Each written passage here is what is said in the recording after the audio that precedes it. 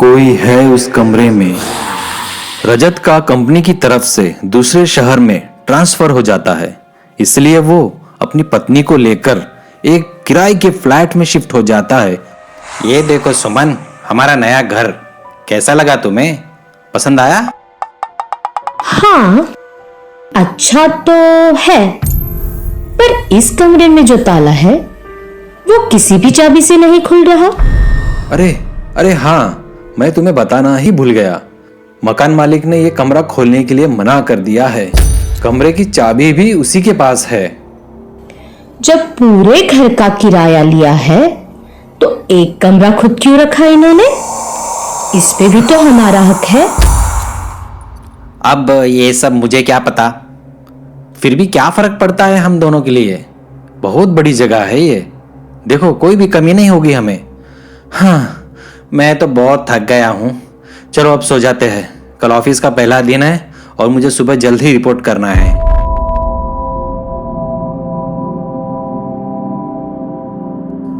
दोनों के सो जाने के बाद आधी रात को जब रजत की नींद खुल जाती है तो वो देखता है कि सुमन बेड पर नहीं है। रजत उठकर देखता है तो पाता है सुमन उस बंद कमरे के बाहर कान लगाकर कुछ सुन रही थी और उस कमरे से बहुत डरावनी आवाजें आ रही थी। वो आवाजें सुनकर सुमन डर गई। सुमन, क्या कर रही हो यहाँ पर तुम? आपने तो मुझे डरा ही दिया। हाँ हाँ, वो सब ठीक है, पर ये तुम कान लगाकर क्या सुन रही हो यहाँ पर? आप ध्यान से सुनिए। इस कमरे में से अजीब अजीब आवाजें आ रही है, इसलिए ये कमरा मैंने खोल दिया है। कैसी आवाजें? क्या बात कर रही हो तुम? जरूर तुम्हें वहम हो गया है। नया घर है, काफी समय से बंद पड़ा था, शायद इसलिए हवाओं की आवाजें आ रही होगी। और चलो चलो, तुम बहुत ज्यादा थक गई हो, चलो जाके सो जाते हैं हम। दोनों जाकर सो जाते हैं और आवाजें आना भी बंद हो जाती है। अगले दिन सुबह रजत अपने ऑफिस चला जाता है, लेकिन सुमन के मन में वो आवाजों को लेकर डर ही बैठा रहता है। कई दिन बीत जाते हैं, सुमन रात को सो ही नहीं पाती और वो आवाजों को लेकर डर जाती है और बहुत परेशान रहती है। सुनो ना, क्या हम कहीं और जाके नहीं रह सकते? मुझे बहुत डर लग रहा है इस घर में। कैसी बेतुकी बातें कर रही हो?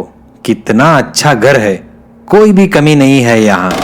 आवाजें जो कुछ भी है वो तुम्हारे मन का वहम है। चलो यार, अभी सो जाओ प्लीज।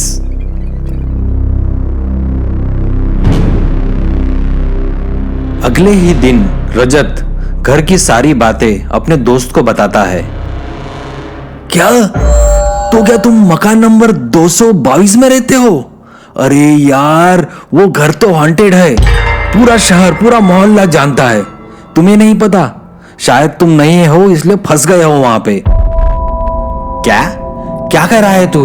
सही में वो घर हॉन्टेड है? अरे यार, अब मैं क्या करूं? अब रजत को सुमन की बात पर यकीन हो जाता है। चिंता में पड़ा रजत घर पहुंचता है। ओ रजत, तुम आ गए इतनी जल्दी? ये पास के मंदिर के पुजारी है, अब यही हमारी मदद करेंगे। आइए पुजारी जी, अब आप ही कोई उपाय निकालिए। मुझे यहाँ साधना करनी होगी, तभी कुछ हो पाएगा।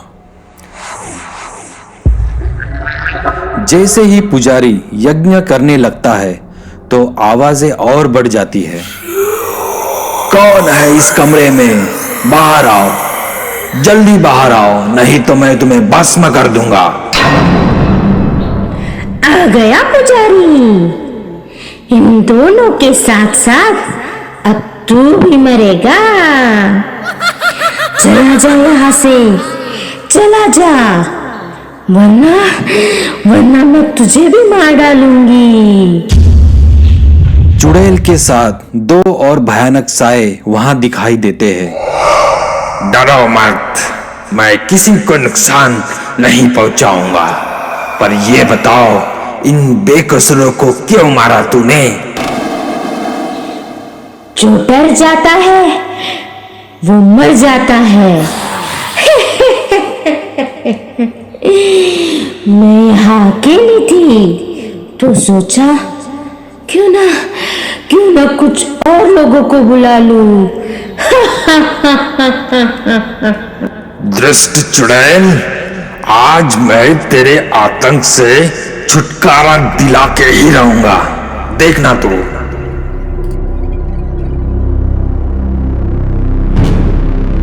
पुजारी रजत को यज्ञ के बाद दरवाजा खोलने को कहता है।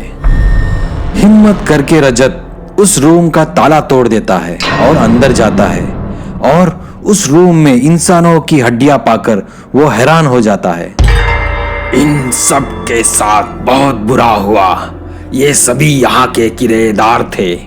इन्हें चुड़ैल ने मार डाला क्योंकि उनमें हिम्मत नहीं थी। वो डर गए थे उस चुड़ैल से। सुमन निडर होकर सबका सामना करने के इरादे से मेरे पास आई थी, इसलिए उसकी हिम्मत देख चुड़ैल भी उसका कुछ नहीं बिगाड़ पाई। रजत, इस यज्ञ में उन हड्डियों को डाल दो। तभी उन आत्माओं के साथ चुड़ैल भी जलने लगी, बहुत चिल्लाने लगी, तड़पने लगी और आखिर में जलकर भस्म हो गई। और बाकी आत्माओं के साथ चुड़ैल के आत्मा को भी मुक्ति मिल गई। सुमन, मुझे माफ करना।